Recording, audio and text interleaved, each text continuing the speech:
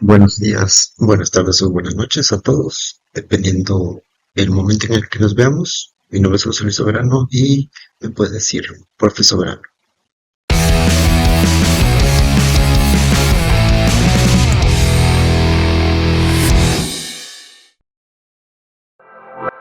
Bueno, el día de hoy vamos a seguir el curso de seguridad industrial. Vamos a ver un tema muy importante que es seguridad de trabajos en altura. Este es de acuerdo a la NOM 009, que es de la STPS. La última actualización ha sido del año 2011. Entonces vamos a estar viendo este curso. Vamos a tener ciertos temas, van a ser 6 temas principales. El primero vamos a estar viendo una introducción y algunos fundamentos sobre la norma 009. También vamos a estar viendo cómo hacer una evaluación de riesgos, una autorización de trabajo para trabajos en altura. Vamos a estar viendo también algunos equipos y sistemas de protección contra caídas. Vamos a estar viendo trabajos en escaleras portátiles y fijas, también trabajos en mezanines y plataformas estructurales. Al final también vamos a ver planes de rescate y actuación de emergencia en trabajos en altura. ¿Sí? Bueno, ¿cuál es el objetivo de esta capacitación, de este curso, de estar viendo esta norma? Bueno, el objetivo principal es capacitar al personal para la realización de forma correcta y segura de actividades en trabajos en altura. Vamos a estar viendo un poquito más a detalle qué es un trabajo en altura, pero el objetivo es que todo el personal que vaya a realizar algún tipo de trabajo en altura conozca todas las características necesarias para evitar algún tipo de accidente y pues trabajar de forma segura en ello. Como introducción y fundamentos a la norma 009 de la STPS vamos a tener algunas definiciones. Bueno, ¿cuál es la primera definición que necesitamos? Pues necesitamos saber qué es un trabajo en altura. Un trabajo en altura, corresponde a alguna actividad, sea la que sea, que se realice a un nivel igual o superior a 1.8 metros del nivel del piso. Ese nivel del piso es el nivel del piso base. Por ejemplo, si estamos en la calle, el nivel de piso base pues va a ser el suelo que estemos tocando. Si estamos en un segundo piso, el nivel de piso base va a ser ese segundo piso, salvo que exista algún tipo de abertura o barandal que nos permita o nos dé el riesgo de la caída hacia el primer piso desde ahí. ¿Sí? Entonces, el piso base va a ser el primer piso. ¿Sí? ¿Cuáles son los riesgos comunes asociados a este tipo de trabajos? Vamos a tener la caída de personas, que es cuando una persona tiene una caída de la altura al piso base. También vamos a tener algunos riesgos como caída de objetos. Imagínense, por ejemplo, que están realizando trabajo en altura a unos 3 metros de altura con un taladro, un martillo, y en eso, por no sujetar correctamente el taladro, se cae. Entonces, ese objeto puede llegar a caerle sobre a alguna persona y por eso va a ser eh, tomado o considerado como un riesgo. También podemos llegar a tener golpes por caída en altura. En este caso, podemos llegar a tener alguna caída y generarnos algún golpe, ya sea en las manos, brazos, pies, dorso, cabeza. También vamos a tener cuál es el contacto eléctrico. En este caso, algunos trabajos en altura tienen que realizarse sobre o cerca de líneas energizadas, entonces vamos a tener este riesgo de contacto eléctrico, ya sea directo o indirecto, en cuestión de algún arco eléctrico que pudiéramos llegar a tener.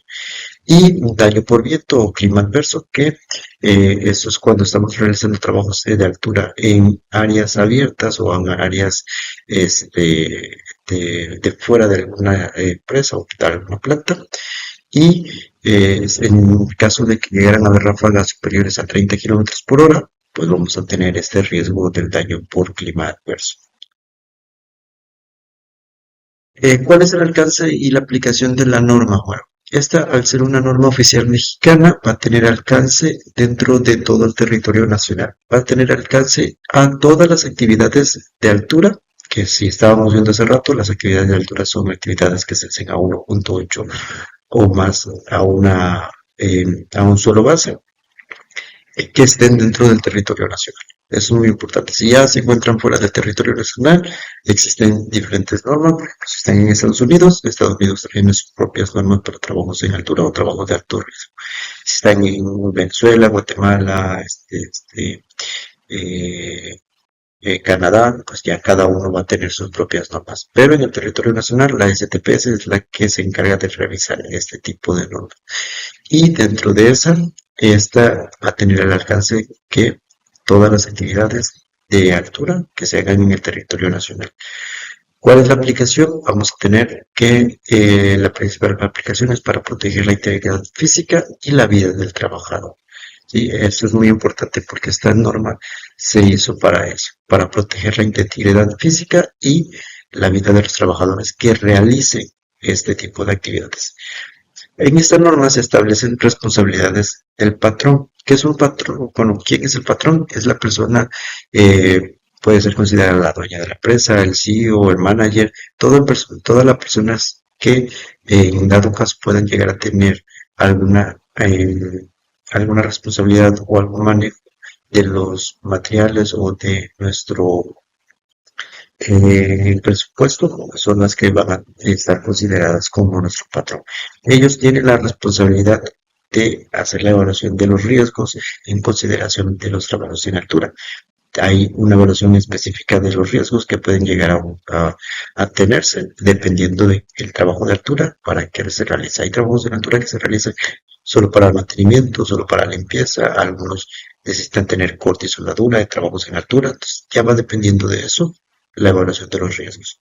También establecer o proporcionar, mejor dicho, cuál es el equipo de protección personal que va a utilizar este personal.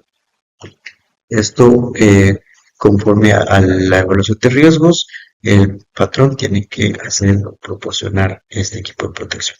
No quiere decir que el patrón va a venir directo a entregarte tu equipo de protección, no. Es, por ejemplo, si el patrón da o delega esa responsabilidad a algún área específica, pues esa área específica es la que tiene o está encargada de darnos ese equipo de protección. Otra de esas es capacitar al personal, eso es muy importante. Los patrones son los que tienen la responsabilidad de buscar a los agentes capacitadores y programar estas capacitaciones. Tienen que darnos el tiempo suficiente para poder llegar a las capacitaciones y estar capacitados. Y la última sería la de supervisar la aplicación de las medidas. Estas también no quiere decir que el dueño de la empresa va a venir, va a bajar y nos va a decir, a ver, ya tomaste la capacitación, a ver, ya aplicaste todo. En algunas empresas que son pequeñas sí llega a pasar, pero normalmente eh, el patrón delega esa responsabilidad a una persona específica que se encarga de hacer esto. Esto es muy válido porque dentro de la norma pues, nos indica que el patrón tiene esta, esta oportunidad de delegar ese tipo de trabajos. ¿Cómo se hace una evaluación de riesgos y autorización de trabajos de altura? Bueno, una evaluación de riesgos es aquella que nos va a determinar previo a realizar el trabajo cuáles son los riesgos específicos que se van a tener dentro de la actividad. En este caso, si consideramos la evaluación de riesgo para trabajos en altura, tenemos que considerar cuál es la altura que vamos a tener, cuál es la actividad específica que vamos a realizar, cuáles son las condiciones del entorno, por ejemplo, si es una actividad de altura en la parte externa de alguna empresa, en la parte interna, en alguna parte específica como algún silo, tenemos que tomar esa condición. Vamos a tener también que verificar cuáles son los peligros potenciales. No solamente hay un peligro de caída de la persona, sino también podemos tener desplomes, contactos eléctricos, clima, calor, ruido, vibración, falta de iluminación, todos esos riesgos potenciales que pueden llegar a afectarnos durante la realización de nuestra actividad. También vamos a tener que colocar dentro de este análisis las medidas de control a implementar. Es muy importante que sepan, este análisis es tal cual un documento donde vamos a plasmar estas 4 cosas específicas mínimas. ¿Sí? Si nosotros queremos ponerle alguna otra información, podemos hacerlo, pero al menos deben llevar estas cuatro características, porque son las indispensables para poder nosotros hacer tal cual lo que dice su nombre, analizar previo al trabajo cuáles son los riesgos. También vamos a ver la parte del permiso de trabajo en altura. Un permiso de trabajo es tal cual como lo dice su nombre, un permiso para poder realizar este tipo de actividades. No cualquiera puede realizar este tipo de permiso de trabajo. Aquí vamos a encontrar dos personas, dos responsables, la persona que pide el permiso y la persona que autoriza el permiso. La persona que pide el permiso es la persona o la misma persona que va a realizar el análisis previo. ¿Por qué? Porque es la persona que va a saber cuál es la actividad, cuáles son los riesgos y ahí dentro del permiso se documenta también esta parte, pero ahí también se colocan algunos ya controles específicos. Y el responsable de la firma de la autorización va a ser una persona que también tenga la capacitación específica necesaria para conocer las condiciones de este trabajo de altura y también que tenga la autoridad para poder dar el permiso. ¿Sí? No cualquiera de que por ejemplo, venga un auxiliar y no tenga ni la capacitación, lleve un día y le pidan un permiso y él agarre y firme, no se puede. ¿Por qué? Porque la persona que está firmando ese permiso está constatando bajo documento que ya él revisó todas las condiciones y que son favorables para que se haga la actividad. En caso de que no llegue a ser, toda la responsabilidad va a caer sobre esta persona que realiza la autorización. Otra de las cosas que debemos considerar para los trabajos en altura es la señalización, delimitación y la supervisión dentro del área donde vamos a realizarlo. ¿Qué quiere decir esto? Por ejemplo, vamos a tener que delimitar el área para evitar accesos no autorizados. Vamos a tener el riesgo de caída de objeto o de desplome del personal. Imagínense que no delimitamos. Hay ese riesgo entre una persona y le cae un objeto encima. Esa persona no traía un casco de seguridad y le cae sobre la cabeza, entonces puede llegar a ser un fallecimiento de la persona. Por eso es muy importante delimitar el área para los trabajos en altura. El uso de cintas de seguridad, conos o barreras físicas son las opciones más viables. Normalmente se ponen cintas de seguridad, que son las que son más visibles para el personal que va transitando en esas áreas. Y también se pueden utilizar algunas señalizaciones como una señalización específica donde diga peligros, trabajos en altura del proceso.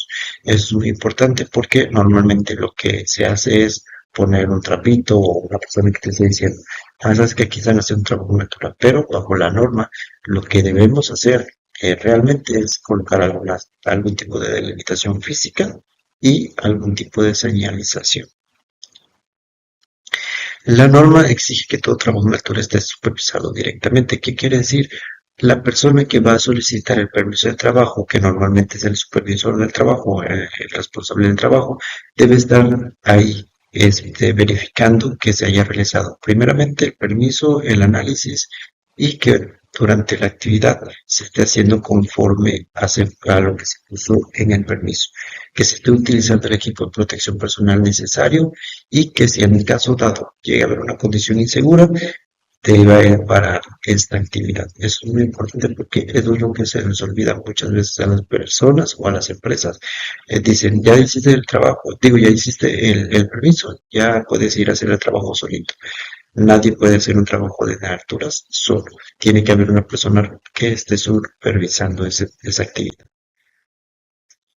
Vamos a ver algunos sistemas y equipos de protección contra caídas. Uno de los más conocidos es el sistema de protección personal para interrumpir las caídas o el llamado arnés o línea de vida.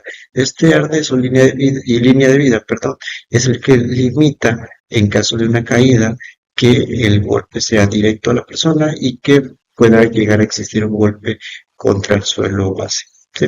¿Qué es los componentes que tiene que llevar? Bueno, tiene que tener el arnés completo. El arnés completo tiene que tener buen mantenimiento, tiene que estar limpio, no tiene que tener ningún tipo de grasa y debe estar bien sujeto a la persona. Debemos tener una cuerda de vida, que es la línea de vida, puede ser retráctil, puede ser vertical, puede ser de 2 puntos. Esta es la que nos ayuda en caso de la caída a absorber. Debemos tener el absorber en la caída, perdón. Debemos tener dispositivos conectores, ya sean cilindros, absorbedores de energía o mosquetones. Esos se utilizan para dar una mayor distancia a la persona que está haciendo el trabajo, para que se pueda mover un poco más fácil. Vamos a tener los anclajes estructurales, que son anclajes que podemos llegar a colocar dentro de las áreas donde vamos a hacer trabajos en altura. Si no existe, si los colocamos, son los que nos van a ayudar para poder anclarlos. Hay otros tipos de anclajes que son anclajes temporales, que nosotros podemos llegar, colocarlos en alguna viga y utilizarlos como anclaje. Una vez terminado el trabajo, podemos retirarlo y volver a utilizar en otra estructura.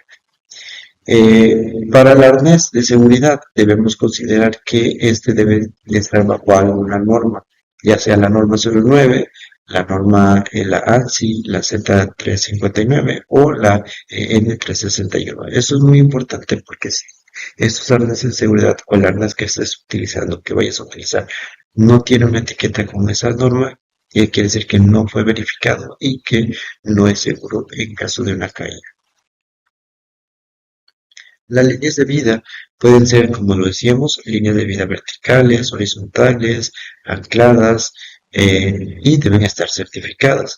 Estas son, por ejemplo, las líneas de vida verticales son utilizadas en escaleras fijas o en ascensos en estructuras y se utilizan para caídas o anticaídas, como anticaídas, perdón dicho, deslizantes. Las líneas de vida horizontales pueden utilizarse en plataformas, cubiertas o estructuras planas y pues deben estar ancladas y certificadas. Es muy importante. Y las últimas, las retráctiles o tipo yoyo, son las que se retraen instantáneamente en caso de una caída y pues evita que la persona siga cayendo o que caiga directamente al suelo. Esas son las que absorben el. Vamos a ver los conectores.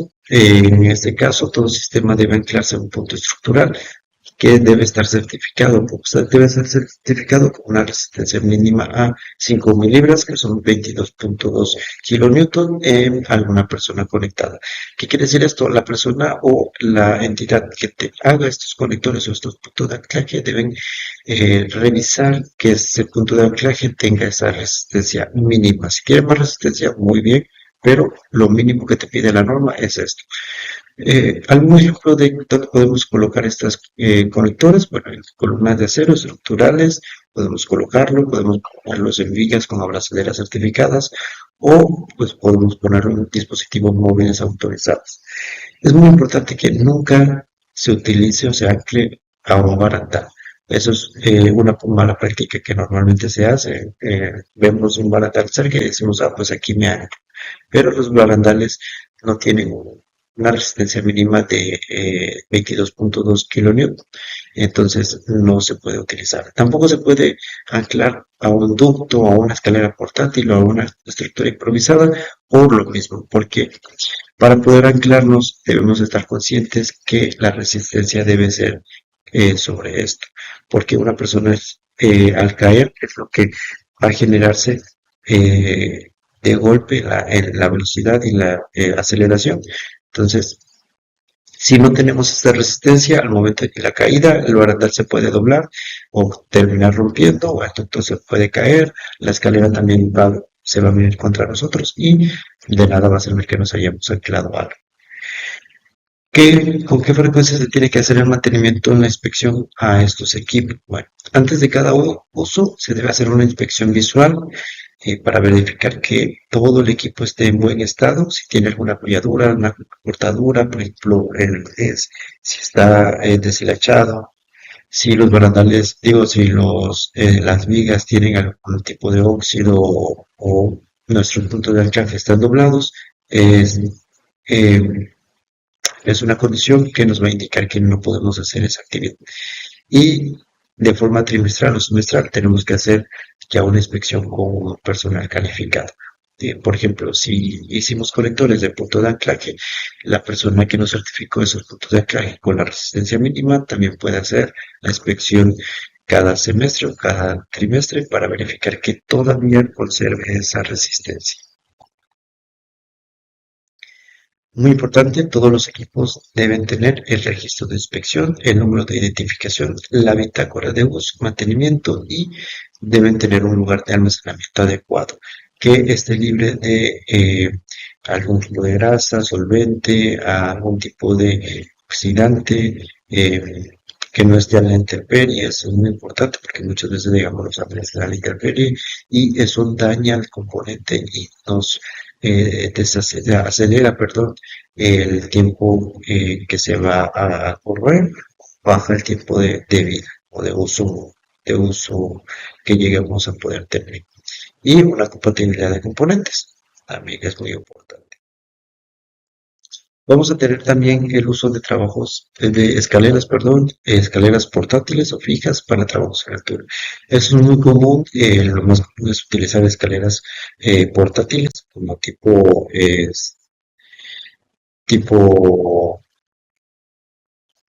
tipo A o las llamadas que son tipo tijera. También vamos a tener las escaleras que son rectas, que podemos llegar a darles una mayor altura, y las escaleras marinas, esas también pueden llegar, esas son escaleras físicas. ¿Qué es lo que necesitamos para poder realizar un trabajo de altura en este tipo de escalera? Bueno, lo primero es revisar que la escalera esté en buen estado. Si la escalera no está en buen estado, no podemos hacer ese trabajo de altura. Tenemos que hacer la expresión visual a las patas, a los peldaños, a los remaches, a los herrajes. Aunque suene muy eh, tardado, es más importante tardar unos 5 minutos más haciendo una revisión que pues el caernos y tener un mes sin poder trabajar porque nos caímos. Debemos verificar que cada escalón no tenga nada que pueda generar una condición resbalosa o húmeda o que esté dañada con pintura y aceite. La escalera se debe colocar en un ángulo de inclinación de 75 grados. ¿Qué quiere decir esto? Podemos utilizar la regla de 4:1, que es por cada metro de base por cada 4 metros de altura. Si vamos a subir 4 metros, entonces mínimo debe tener 1 metro de base. 1 metro de base es, ponemos la pared y el metro de base es qué tan alto va a estar nuestra escalera. Si, por ejemplo, en 4 metros vamos a tener 1 metro. En 8 metros vamos a tener 2 metros. En 12 metros mejor utilizamos otro tipo porque ya sería mucho, muy alto. ¿Okay? Durante el uso de la escalera vamos a tener algunas condiciones específicas para la seguridad. La primera sería utilizar solamente de una persona por actividad. ¿Qué quiere decir esto? Solamente subir una persona a la escalera. Aunque la especificación, bueno, en este caso, si la especificación te dice que puede subir más de 2 personas, podrían llegar a subirse, pero es lo más preferible es que solamente se llegue a subir una persona durante el transcurso de la actividad. Esto para asegurar que las condiciones de seguridad sean las adecuadas. Subir y bajar de frente usando ambas manos. No podemos subir o bajar dándole la espalda a la escalera porque podría llegar a ser alguna condición que nos haga que nos caigamos. No utilizar el último peldaño como apoyo. Los últimos peldaños no son hechos para soportar pesos, son hechos solamente para soportar la unión de la escalera. Y tampoco cargar ningún tipo de herramienta en la mano. Eh, lo más preferible es usar un cinturón o una mochila para portar nuestras herramientas. La usamos, la guardamos. La usamos, la guardamos. Entonces, eso es muy importante porque con eso podemos evitar que esas herramientas lleguen a caerse y si alguien está abajo observando, pues le puede llegar a caer encima. Está muy prohibido, es muy importante que se acuerde, el mover la escalera mientras alguien está sobre ella. A veces puede pasar que nuestro compañero diga, ¿sabes qué? Muévelo tantito porque no pasa nada y necesito alcanzar. No, mejor que se baje, movemos la escalera y se puede subir. Es más preferible que exista una caída directa. Está prohibido usar escalera metálica cerca de líneas energizadas. Normalmente se debe utilizar escaleras de fibra de vidrio para evitar alguna descarga o algún choque eléctrico. Porque la escalera de aluminio, sabemos que el aluminio es un buen conductor y que en caso de estar cerca de una línea viva o una línea eléctrica, podemos hacer un arco eléctrico. ¿Cuáles son los puntos claves a considerar? La primera es que el ángulo de inclinación y el apoyo sea correcto. Vamos a necesitar también evitar las prohibiciones y errores comunes. Por ejemplo, lo que decíamos que está prohibido el utilizar las herramientas sin algún tipo de cinturón o mochila, hay que evitarlo.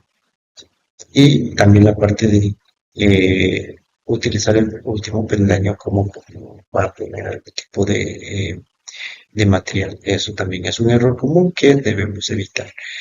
Y tenemos que asegurar la estabilización de las escaleras. Es muy importante cómo podemos asegurar la estabilización de las escaleras antes de subirnos, revisar que por algún movimiento no se llegue a caer. Entonces, para eso vamos a necesitar una supervisión constante del responsable de la actividad. Podemos llegar a hacer algunos trabajos en altura en plataformas o mezanines estructurales. ¿Qué es lo que tenemos que considerar para ese tipo de trabajo? Bueno, la primera es que la estructura metálica o de concreto que forma, perdón, ¿qué es un mezanín? Es una estructura metálica o de concreto que forma un piso intermedio entre el piso y el techo de un área industrial, que normalmente lo utilizan para colocar algunos tipos de equipos que nos van a ayudar para todo lo demás del proceso. En este caso son los mezanines y las plataformas estructurales son superficies elevadas, pueden ser fijas, semifijas, que son utilizadas como área de operación, de tránsito o de almacenamiento o mantenimiento. ¿Qué es lo que necesitamos? Tener una protección perimetral. Si el área no cuenta con barandales completos, se debe instalar una línea de vida horizontal que esté anclada a la estructura y que esté certificada. Si tenemos un barandal completo, no vamos a necesitar esto. Vamos a necesitar utilizar algún tipo de arnés con energía, ya sea retráctil, ya sea la normal, pero tenemos que llevarla. Esto va a depender de acuerdo a la altura que se encuentre el mezanín o que se encuentre la plataforma estructural. Y aquí es muy importante que debemos contar con un plan de rescate inmediato en caso de alguna caída detenida. Esto es, si la persona cae y el arnés lo detiene, debemos considerar un plan de rescate para poder bajarlo y revisar que esté en condición, buena condición. En operaciones de mantenimiento sobre bordes de mezanín o plataformas en protección, el sistema de prevención de caídas o de detención de caídas es obligatorio. No es que, sí que llega un mezanín, pero no pasa nada.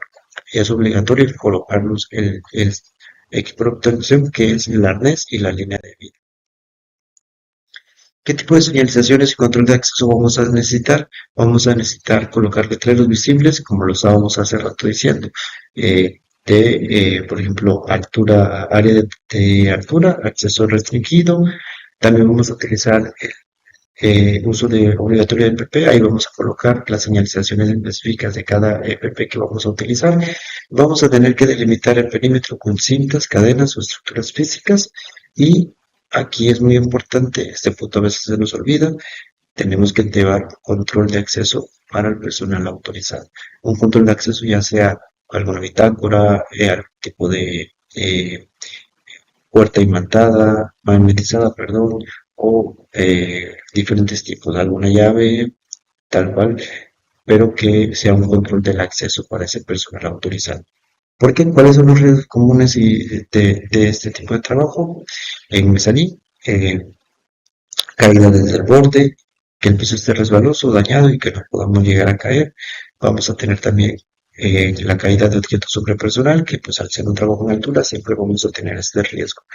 Y también vamos a tener el riesgo de los tropiezos por objetos o obstrucciones con estos objetos.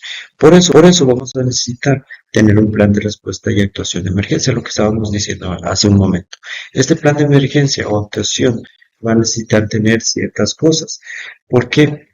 Porque la norma la que estábamos viendo, que es la 09 de la STPS, con su última actualización del 2011, exige que todos los trabajos de altura cuenten con el plan de rescate en caso de alguna caída detenida, que es suspensión prolongada. Porque la suspensión prolongada inerte por más de 5 a 10 minutos le puede causar al trabajador algún trauma por suspensión, que puede llegar a ser el síndrome ortostático, también puede llegar a generarle mareo, pérdida de conciencia, incluso paro cardíaco.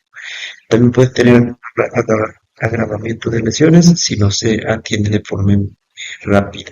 Entonces, por eso la norma nos especifica que debemos tener un plan de rescate para evitar consecuencias derivadas de alguna caída detenida. Si es una caída completa, pues ahí vamos a tener otro tipo de plan de respuesta a emergencia para este tipo de situaciones. ¿Quién va a ser el responsable del rescate? El supervisor de seguridad o alguna brigada, algún brigadista es la persona que van a activar el plan y van a liderar la intervención. Vamos a tener también a los trabajadores cercanos. Ellos lo único que deben hacer o la responsabilidad que tienen es no intervenir si no tienen la capacitación. Pero vamos a tener que permanecer alerta y proteger la zona de que alguna otra persona pueda llegar a ingresar.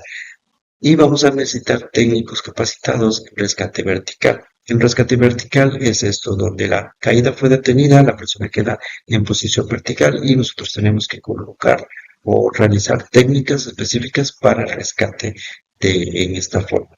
¿Qué es lo que van a realizar? El descenso, la estabilización y la extracción de la persona. Entonces, por eso toda persona asignada al rescate debe estar capacitada y contar con un equipo especializado, que va a depender del tipo de riesgo del trabajo en altura. Pero es muy importante que las personas que vayan a realizar este tipo de rescate estén capacitadas. Bueno, esto, hasta aquí es todo lo que vamos a ver sobre los trabajos de la norma 09, que les recuerdo, la norma que nos indica las condiciones de seguridad para trabajos en altura. Su última actualización fue en el 2011. Si llegara a haber alguna otra actualización, es muy importante volver a leerla, pero en general lo que acabamos de leer sobre las responsabilidades del patrón, sobre las condiciones, sobre los equipos que podemos llegar a utilizar y sobre las medidas de control y el análisis de riesgos es lo principal que debemos conocer para poder implementar, para poder trabajar o hacer trabajos en altura, tomando las medidas necesarias. Y así poder evitar o prevenir algún accidente. Si te gustó este video, es muy importante que le des like, que comentes. Si necesitas conocer alguna otra norma, alguna específica, la puedes poner en los comentarios. Les recuerdo mi nombre, Profesor Verano. Les invito a que se suscriban por aquí, al revés. Por aquí está la flechita para suscribirse. Entonces, nos vemos en el siguiente video. Muchísimas gracias y buenos días, buenas tardes o buenas noches, dependiendo del momento en que nos vean.